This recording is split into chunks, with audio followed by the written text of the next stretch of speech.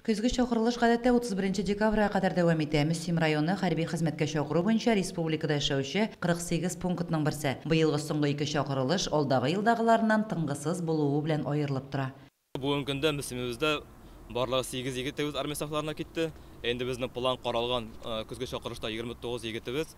Инде башка чакырышка караганда бу чакырыштан әсәбен аерылып тора. Инде biz başka yıllarda yigitlerimizni zatsak irtengi birişte, endi bu çakırışta yigitlerimiz kiteyinde saat 2'de. Бүгенге көндә Мөслим районыннан 11 егет контракт нигезендә хезмәт итә.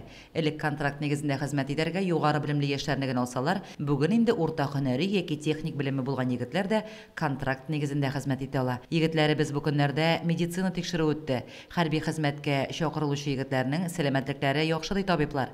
Илдә пандемия сәбәпле егетләребезне озату алдыннан коронавируска анализ тапшыралар. Егетләрне армияга озатканда коронавируска анализлар алабыз. Рассланған шыраклар жоқ. Ребята за 2 дня отправки сдают анализы на коронавирус. После этого убывает на сборный пункт Республики Татарстан. По прибытии Республики Татарстан, призывной пункт Республики Татарстан, они там повторно еще сдают на коронавирус. Шираттагы озату 20 ноябрь, 7 һәм 14 декабрь көннәренә билгеләнгән. Егетләрне Мөслимнән алып китәр өчен Татарстан Республикасы хәрби комиссариаты махсус автобус җибәрә.